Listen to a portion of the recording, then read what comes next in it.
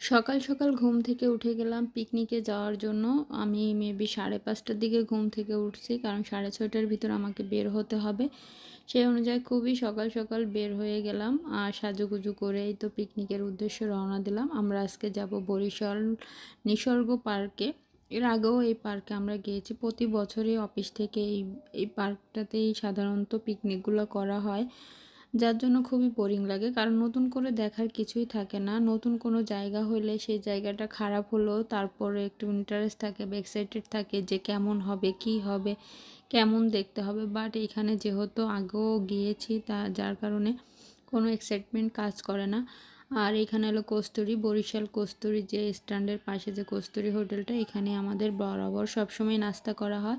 এবারও চলে গেলাম আর এখানে নেহারি এবং পরোটা দিয়ে সকালবেলা নাস্তাটা সেরে নিলাম, সাথে ডিম পোস্ট, সালাদ, তারপরে কলিজা ভুনা, যেটা পছন্দ করে সেইভাবে কিন্তু এই নাস্তাটা নিয়ে নিয়েছে।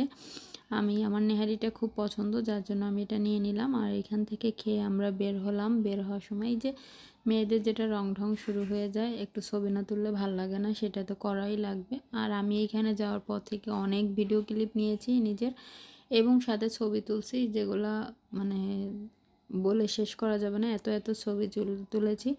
নিসর্গ পার্কটা মোটামুটি ভালো, বরিশালের ভিতরে খুব সুন্দর একটা প্লেস। বাট ওই যে আমরা যে বারবার এখানে গিয়েছি, যার জন্য এখন মানে যেতে যেতে আর ভালো লাগে না। আর এটা হলো বেলুন উড়িয়ে দিয়ে আমাদের অফিসের যে উদ্বোধনী অনুষ্ঠানটা সেটা শুরু করলো।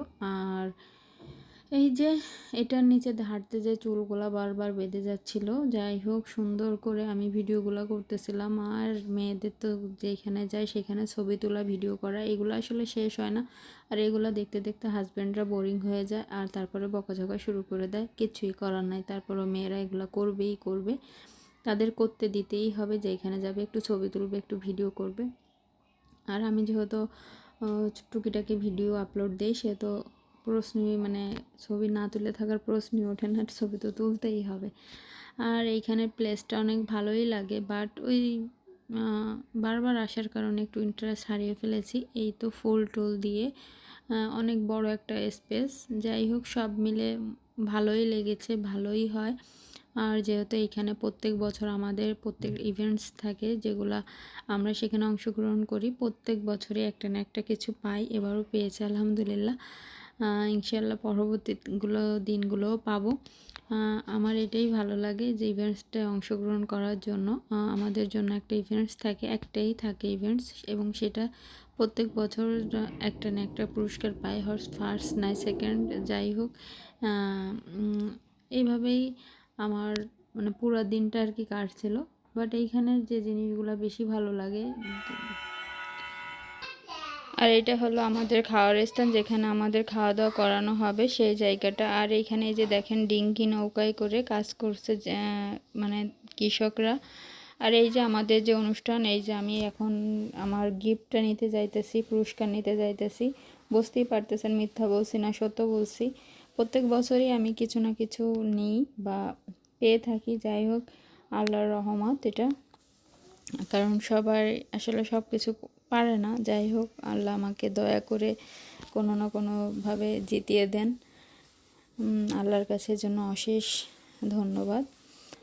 আর এই জিনিসটাই সবচেয়ে বেশি ভালো লাগে। আর এই যে আপনাদের পুরো যে পার্কটা সেটা দেখানোর জন্য একটু পুরো পার্কটা এই যে দেখেন, আপনাদের ভালো লাগবে। যারা বরিশাল আছেন বা আশেপাশে আছেন তারা এখানে যে ঘুরে আসতে পারবেন, অবশ্যই ভালো লাগবে। বাচ্চাদের জন্য রাইডস রয়েছে, চাইলে বাচ্চারা সেখানে উঠতে পারে, এনজয় করতে পারে, আপনারাও পারেন, সব ব্যবস্থা এখানে রয়েছে। আর এখানে অনেক স্কুল, কলেজ এবং অফিস আদালত থেকে এখানে বনভোজনের জন্য আসা হয় এবং সবাই খুব বেশি এনজয় করে, এবং প্লেসটা অনেক বড় হওয়ার কারণে সুবিধা হয়। আর আমি তো এদিকে ভিডিও করতে ব্যস্ত, একের পর এক ভিডিওগুলো করতেছিলাম আর ছবিগুলো তুলতেছিলাম, যে এখানে যে প্লেসে যাই সেখানেই ছবি তুলি। আর আমাদের পিকনিক শেষ, এখন চলে আসছে। আর এখানে গৌ নদী একটা দোকান আছে বিখ্যাত, যেখানে আমরা গাড়ি নিয়ে ভিতরের দিকে যেয়ে এই দোকানটায় মিষ্টি খাওয়ার জন্য শুধু গিয়েছিলাম। এখানের মিষ্টি এক কথায় অসাধারণ, এবং এইখান থেকে আমরা মিষ্টি খেয়ে এবং মিষ্টি কিনে নিয়ে আসি। আর এখানে দধির তো তুলনা হয় না, যারা দই লাভার আছেন তারা অবশ্যই এখানে যাবেন। এবং একবার হলো ওনাদের দইটা খেয়ে আসতে পারেন, অনেক ভালো, অনেক সুন্দর।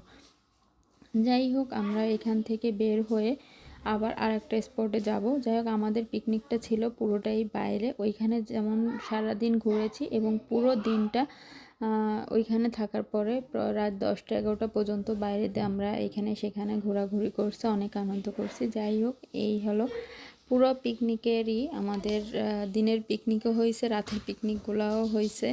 এখানে আসছি, এখানেও খাওয়া দাওয়া করছি, তারপরে একবারে বাসায় গেছি। বাসায় যে আর রাত্রে খাওয়া লাগে নাই।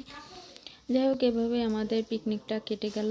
সবাই ভালো থাকবেন, সুস্থ থাকবেন। কেমন লেগেছে অবশ্যই আমাকে জানাবেন।